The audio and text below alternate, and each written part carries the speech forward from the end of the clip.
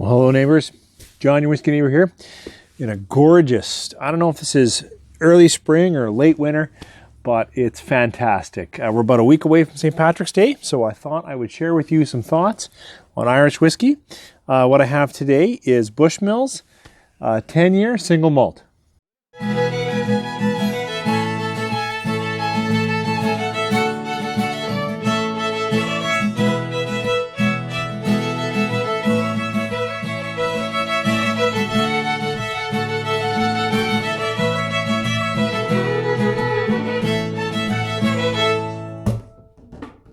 Okay, thanks for joining me.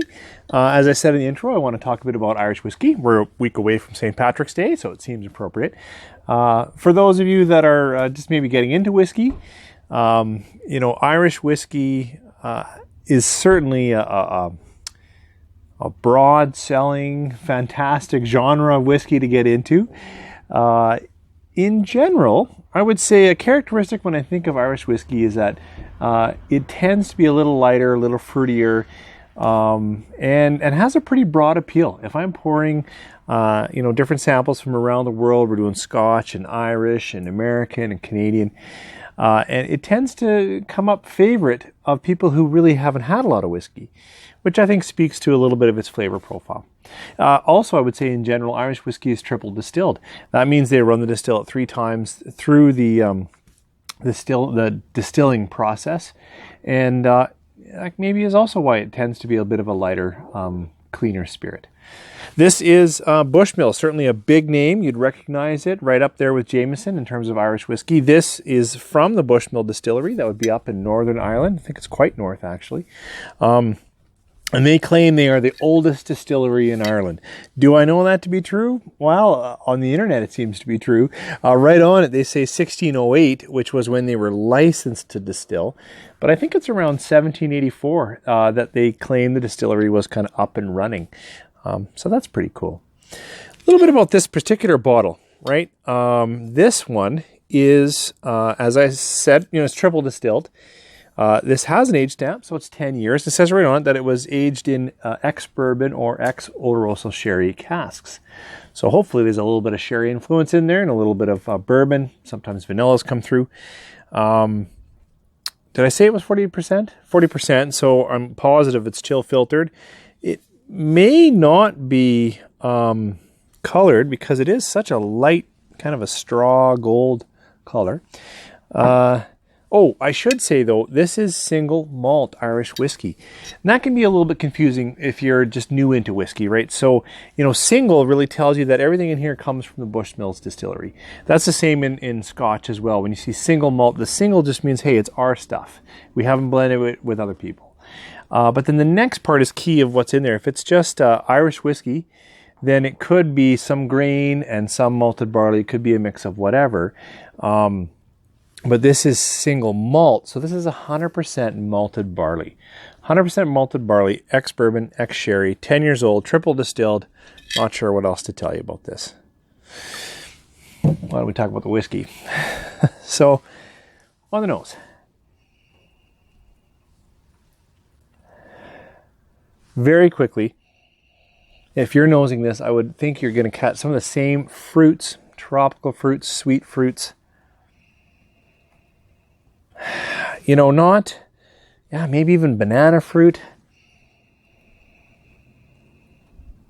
Not deep lush, not like mango tropical, but more like a fruit cup, right? Where you got that high fruit syrup in there and whatever's cut up, pear and maybe peach or whatnot. That's kind of what you're going to get. I find I need to spend quite a bit of time to get more at the spices and the other things going on in this nose. It's light. It is fruity. It's missing a little bit of some of the burnt sugars, the caramels that I often like in whiskey. But as I said, with Irish whiskey, you often don't get those. So the sweetness here feels more like cereal sweetness or honey sweetness or fruit syrup sweetness. I'm not getting any red or dark or deep fruits though. So I know it's cast in Oloroso, but if I was tasting this blind, I don't think I would say that. Vanilla sweetness.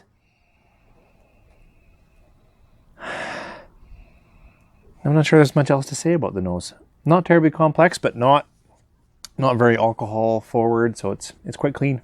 It's a good taste. Sláinte.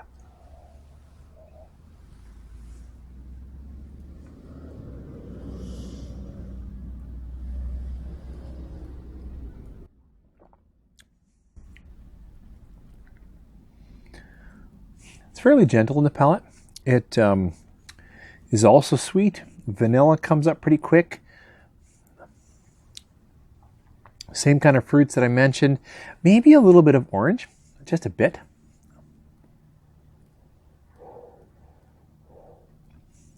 And the early finish maybe puts a little bit of chocolate on the palate. Better take another quick sip.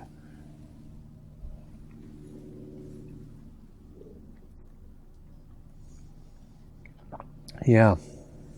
I think as you've taken one or two and your palate's kind of adjusted to what's going on, I think you can start to get a second layer in there. So a little bit of maltiness, a little bit of creaminess, and a little bit of chocolate. And that helps.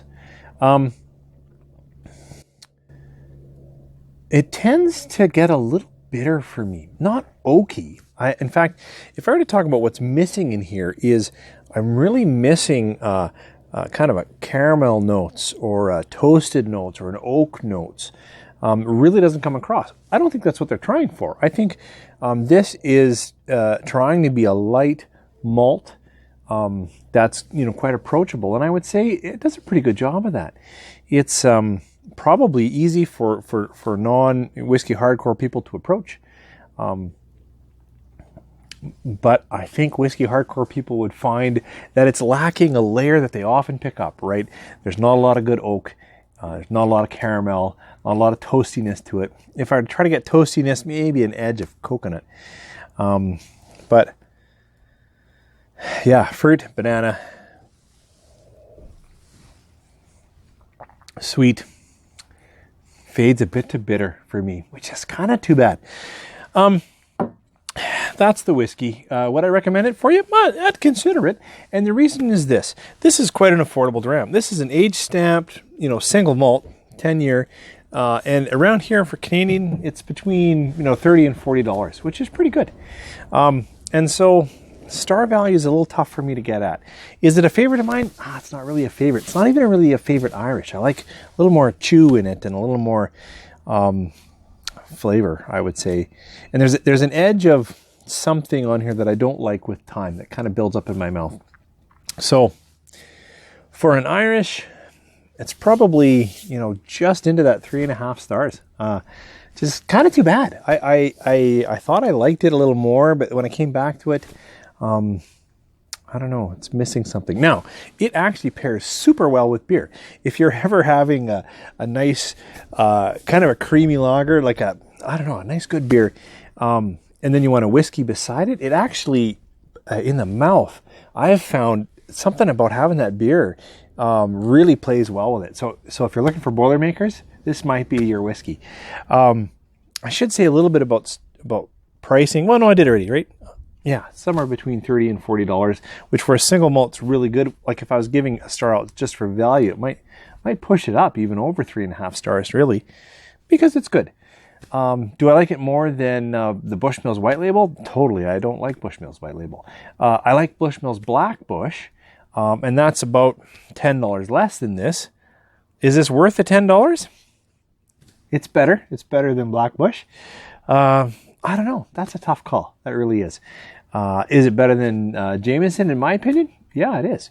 Is it better than Jameson Caskmates? No, I like that Caskmate stuff. They really bring out some caramels and some toastiness. Anyways, I could just be talking comparisons all day, and I don't have it here. I'd rather talk comparisons if I had some to share. So thanks for joining me here on the front porch. I hope in a week you guys have a fantastic St. Patrick's Day. You take care.